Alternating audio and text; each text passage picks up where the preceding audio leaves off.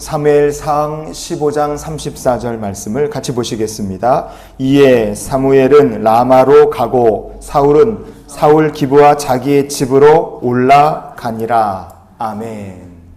사울과 사무엘 선지자는 각각 자기의 갈 길을 이제 갑니다. 겉으로 보기에는 사무엘도 사울왕도 각자 자기의 거처로 본거지로 돌아가는 것이니까 하나도 이상할 것이 없죠. 그런데 오늘 본문에 보면 왜 사울왕이 하나님께 결국엔 버림받을 사람이었는가 하는 것을 알 수 있는 힌트가 이 본문에 들어 있다고 생각합니다. 오늘 본문에 보시면 사울 기브아로 자기의 집으로 올라갔다 이렇게 말씀합니다. 사울 기브아라 그랬어요. 이 표현이 참 주목할 만합니다. 사무엘 선지자는 라마로 갔다 그랬어요. 거기에 가서 뭐 했습니까? 사무엘상 15장의 35절 말씀을 보시면 사무엘 선지자는 라마에 돌아가서도 사울을 위해 슬퍼하며 하나님 앞에 중보했다는 것을 볼 수 있습니다. 사무엘상 7장의 17절 말씀을 보시면 라마로 돌아왔으니 이는 거기에 자기 집이 있음이니라. 거기서도 이스라엘을 다스렸으며 또 거기에 여호와를 위하여 제단을 쌓았더라 그랬어요. 라마에 쌓은 여호와의 제단이라. 바로 그곳에서 사무엘은 사울왕을 위해 기도했을 것이라. 끈질기게 포기하지 않고 기도했다는 것을 우리가 생각할 수 있습니다. 그러나 사울이 기브아로 돌아간 다음에 회개도 근신도 하지 않고 무엇을 했을까? 자기의 고향인 사울 기브아로 돌아간 것은 회개나 근신을 위한 목적이 아니라 바로 자기가 지금까지 경험했던 승리의 공식으로 되돌아간 것이다. 우리가 그렇게 볼 수 있습니다. 그래서 성경은 사울의 귀환을 사울 기브아로 올라갔다고 말씀을 합니다. 사울 기브아라는 표현이 성경 전체에 여기 한 번밖에 나오지 않아요. 성경 전체에서 기브아라 그러면 나오지만 사울 기브아 이렇게 딱 붙여서 얘기하는 게 이 본문에 딱 하나 등장합니다. 그러니까 이 표현은 사울이라는 사람의 마음의 중심이 어떠했는지를 우리에게 여실히 드러내주는 표현이라 볼 수 있습니다. 그럼 기브아라는 곳에서 뭔 일이 어떻게 있었길래 이렇게 얘기를 하는가? 사무엘상 14장의 47절, 48절 말씀을 같이 한번 보시겠습니다. 사울이 이스라엘 왕 위에 오른 후에 사방에 있는 모든 대적 곧 모압과 암몬 자손과 에돔과 소바의 왕들과 블레셋 사람들을 쳤는데 향하는 곳마다 이겼고 용감하게 아말렉 사람들을 치고 이스라엘을 그 약탈하는 자들의 손에서 건졌더라. 아멘. 이게 듣기엔 참 은혜롭고 굉장한 말이죠. 사울이 40살의 왕이 된 다음에 이렇게 승리를 거둔 기간이 2년이었습니다. 어마어마하게 2년 동안 향하는 곳마다 이겼고 아말렉도 용감하게 싸워서 승리했다 이렇게 말씀합니다. 그런데 우리가 여기서 주목해서 봐야 될 것은 이렇게 사울이 승리했다는 것을 성경이 전하는 과정에서 어디를 봐도 하나님께서 도우셔서 이겼다는 말씀은 여기에 나오지 않습니다.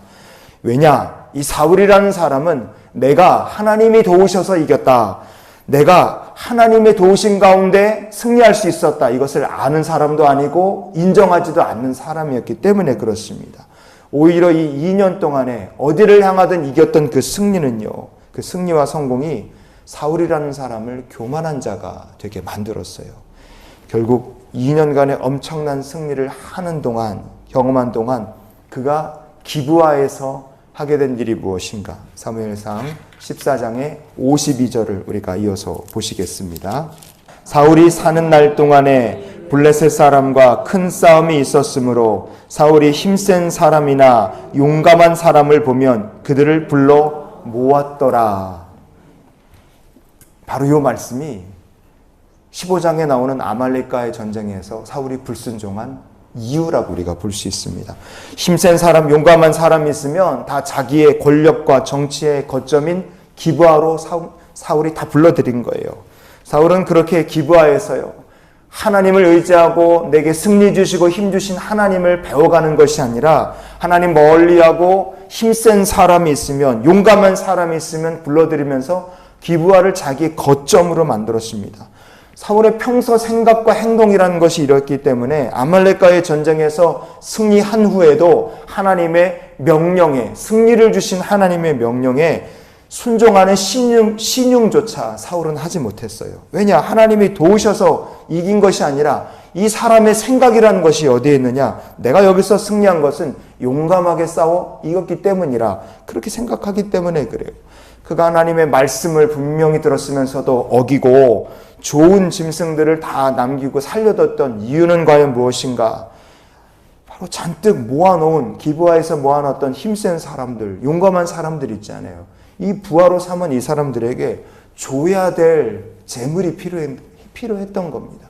이런 사람들을 불러서 용병, 부하로 쓰는데 그 사람들을 어떻게 맨입으로 쓰겠어요? 그러니 싸움에 이겨서 큰 승리를 거두면 좋은 재물을 다 살려놨다가 그거 이제 사람들에게 나눠주고 자기 권력을 위해서 나름대로 꾀를 부린 거죠. 사울의 인생이 비참한 인생이 될 수밖에 없었던 이유를 우리가 이런 일련의 사건들을 통해 보게 됩니다. 복의 근원이 되시는 하나님을 버렸고 사람을 의지했어요. 그 결과가 자기의 교만한 생각, 불순종한 행동으로 이어지게 된 겁니다. 여러분, 그래서 우리가 사울의 인생이 멸망기로 간 것은 자업자득이었다는 것을 기억했으면 좋겠어요. 인간이란 다 자기 나름의 성공 방정식을 가지고 살아갑니다. 경험해보니 이렇게 하니까 승리하고 성공하는 것 같더라. 사람들이 그거를 철석같이 믿어요. 그런데 2년 동안 잘 통하는 것 같았던 힘 있는 사람, 싸움 잘하는 사람이 있으면 불러 모아서 용감하게 싸워 승리했던 사울의 성공 방식은 영원하지를 못했습니다. 여러분, 진짜 영원한 승리의 성공 방식은 하나님께서 도우시고 하나님께서 우리의 힘과 능력이 되시는 것인 줄 믿습니다. 그래서 우리가 사울의 실패에서 배운 것이 있다면 오늘을 이런 기도로 살았으면 좋겠어요. 하나님, 오늘도 하나님만 우리의 힘과 승리의 비결이 되어 주시옵소서.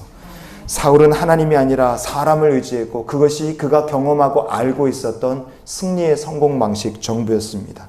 그러니 뒤로 갈수록 사울의 인생에 하나님께서 사람들을 끊어버리셨고 그의 인생은 나락으로 떨어질 수밖에 없었어요. 하지만 다윗이라는 사람의 인생의 승리 비결은 오직 하나님이셨습니다. 그래서 날이 갈수록 다윗의 인생은 형통한 인생으로 올라가는 삶이 됐어요. 오늘도 우리의 삶이 다윗과 같이 하나님을 내 힘과 그리고 승리의 비결로 삼고 하나님과 더불어 동행하는 복된 하루가 되시기를 주님의 이름으로 축원을 드립니다.